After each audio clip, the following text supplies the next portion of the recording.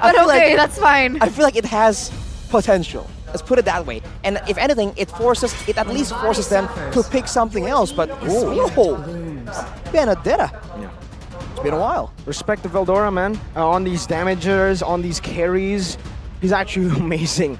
An amazing XP laner, full of potential. We saw that potential with when he was in Evos Icon for WCG and even in MDL. He's always been a very, very good XP when it comes to damage dealing. So let's take a look at Evos Glory now. What do they want to pick? I think at this point they're just going to try to utilize that XP roam flex as much as they can. So they should go for just the jungle pick against the Gwyn. Barat smartest anti-CC squad. Oh no, they actually decide to just pick Terizla first. So Ruby roam. They're doubling down on a team fight kind of deal, like a combo, you know, maybe a penalty zone into an I'm offended Eternal Guard, but Bigatron is good at maneuvering around stuff like this. Oh my goodness. I thought that Evos wants it.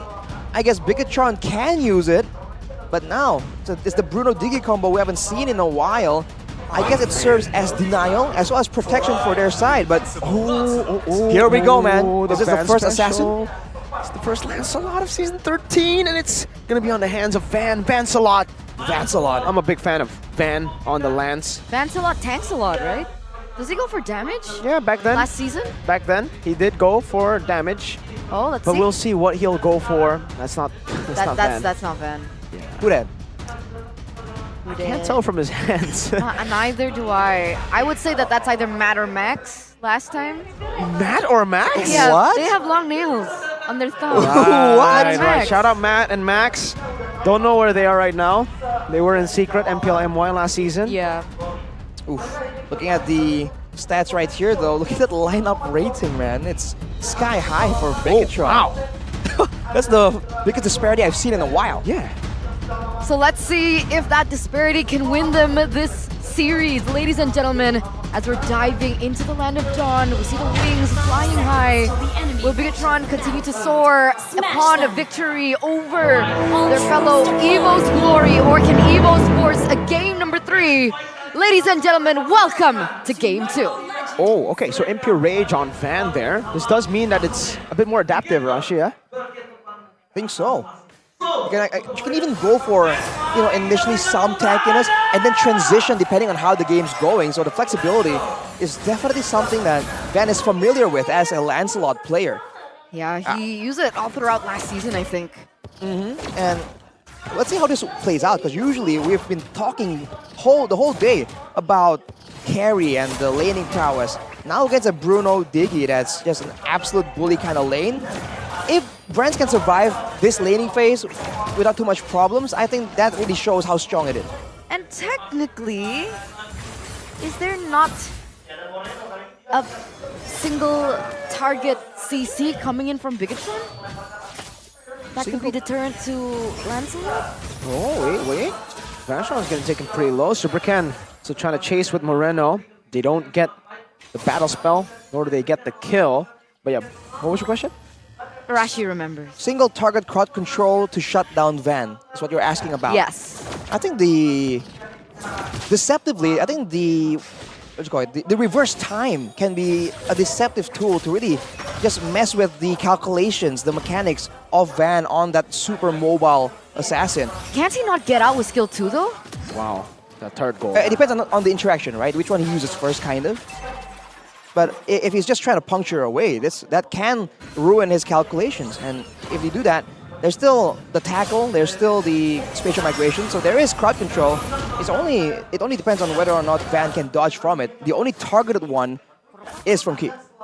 Okay, it's risky, but it might just work, ladies and gentlemen, as we are entering that moment where both of these teams are going to collapse on the next neutral objective here. Oh, and they get it without the help of the Diggy. Eternal Guard comes down. Fansel on the purple buff, so a very interesting decision to still be committing onto the turtle there. Vanstrong is picked up for free. 1 kill, full turret gold plus turtle. Already the pressure in this gold lane. The gold of the turret is completely stripped away. And this is, I wonder if this is where Iman gets left alone, but I guess not. Vanstrong tries to make a play, but no. I think Bigatron just have so much control right here. And Van is going to require a bit longer before he can even try and make something happen.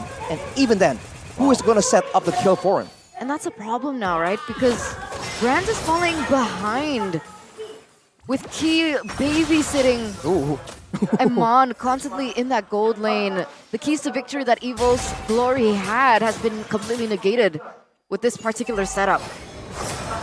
Looking at the HP bar of Brands though, against a Diggy Bruno, just staying at almost full HP all day, that's kind of impressive. And now Supercan trying to juke around, trying to emote as well, asserting dominance here. Oh, but bot lane. I'm offended. Time journey instantly. Oh, the damage to Key will be assassinated by Van Strong and Brands there. Only the roamer traded in. Brands though finishes that corrosion scythe. Van Square. The Van Square. Van Square. Plus strong. The Van Strong combo. I guess Key on the Diggy. A lot of people usually voice their disapproval. They want the El Momento, the key to victory plays. On a Diggy, it's less prevalent, but maybe it's just what they need. What? I didn't even get to play-by-play that. going on? Yeah, the camera moved and Van Strong is just gone. Requiem, was that Moreno? Or? Spatial Migration, Moreno. It was both Ken and Moreno. Ken with the base damage. 4th minute turret take from Bigatron down below. Oh, Eternal Guard on Chorizo. Just a flicker. Penalties on flicker from Veldora. A Vengeance coming down now, trying to survive just a bit, trying to buy some time, but it is going to be a kill over the Warlord. Meanwhile, Ken sets up for the turtle. It doesn't seem like Van is too concerned with that turtle. He's going to be happy with just that kill. Hand cam. Look at this. Mechanics, man. Go for the turtle. Let's go. Super high mechanics on the turtle there. Turtle didn't stand a chance. Man, he's tapping so fast. That's insane. For now, though, it's still almost a waiting game. And somehow I feel like Evos, they're playing the way RRQ was playing with Skylar, but now Van is the one just power farming. He's been just focused more so on the farming instead of the neutral objectives. If you look at the gold, though, he's still not really ahead compared to Supercan. So there's some concern there for sure for Evos Glory. The Warlord's going for that build. Whew. Boom! And the shot, and Ken to Damage. execute. Penalty zone into the time journey, gets out. Oh, the turret shots! Brands very low. A bit too deep just for Van Strong, right? If they got Warlord or Brands in that trade, maybe. But the fact that they traded for Van Strong, who is already kind of expendable. Oof. Happy feet.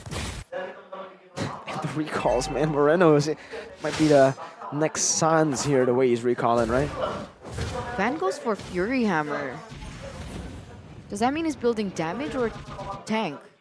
That means at least his first item is gonna be more so of a damage item. Also, it gives like cooldown. So that is some hang on. Penetration, extra bit of penetration and damage. So in the early stages, if he's trying to go for Moreno or Key, it's gonna be very valuable. But against Supercan, for instance, not quite. What?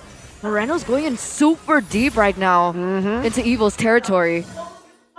He took the super out of his name to his playstyle from Super Moreno to Super Deep. Super deep. Mine with the Berserker's Fury though now, those are some hard-hitting crits. So he is on curve, and again, back to the keys to victory. That is not how you want the game to be going. Everyone's probably rotating now towards the turtle. Will Evos Glory feel confident enough to try and go for some kind of exchange right here? Because Bigatron, they're on a roll. He was 2 levels above a Brands. Now Brands is catching up. Oh. Never mind. I keep from forgetting the time. That's an amazing set. Could have been. But now no time journey. Veldora revealed. Oh, cancelled out.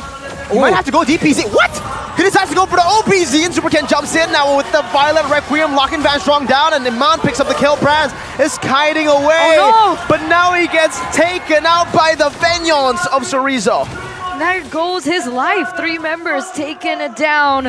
A Prelord into Iman's pocket, by the way.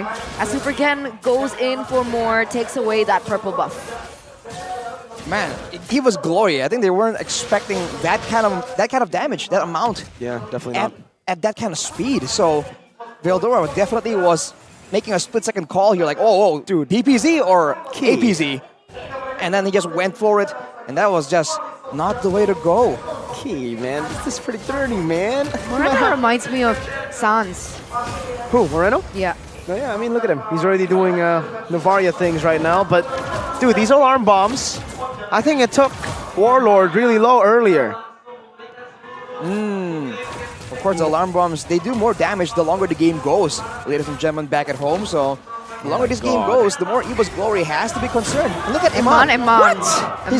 He's not on the carry, he's not on the tank build, but with a Diggy behind him, he feels fully comfortable just standing there. Come on, look at this poke, right? Look at this game fact. Let's take a look at this game fact. In Mpl ID Season 12, Jika from Key has 100% win rate from 5 uses. It could be 100% from 6 uses real soon, looking at how this game is going, because look at the poke, right? You got poke from Key, and then you have poke from Moreno, and then Iman just does Iman things under the turret onto Evos Glory. So even before Evos look for a proper setup, they're already caught super low. That puts them at a disadvantage. What do? Welcome Cell. Go get better connection with 3 gigabytes of extra quota. Maybe with a better connection, Evos Glory, let's try and bait something out. The fact is that they have a very good combo, but with a time journey, literally, I'll say 3 members on their team just have their purpose no way. denied. But oh no, the Congo line! Oh my god. Tribute to Cornet, man. Tas from Bigatron Alpha as they wait for the Lord. That is demoralizing. Like, heavily so. Evos Glory. Van is still trying to make something happen. He gets a turret, but it's going to be a free Lord for Bigatron. He doesn't have purple though, right?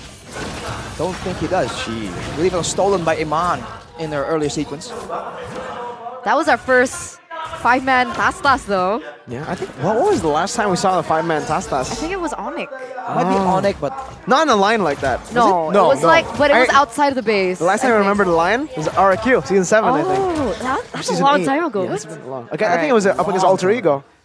Oh. you love to see it, but you feel bad for the guys on the receiving end. This is tough enough as it is. But hey, if they can turn this around, that's gonna be, big flex as Van 1v3. Just clearing. Turn the minion waves, doing a good job. He has to be careful though. That's well played by Van. The Lord is still marching down in the bottom side though. Look at the cut by Van. Top side. Ooh. The snipes coming in. Look at the player head-to-head right here.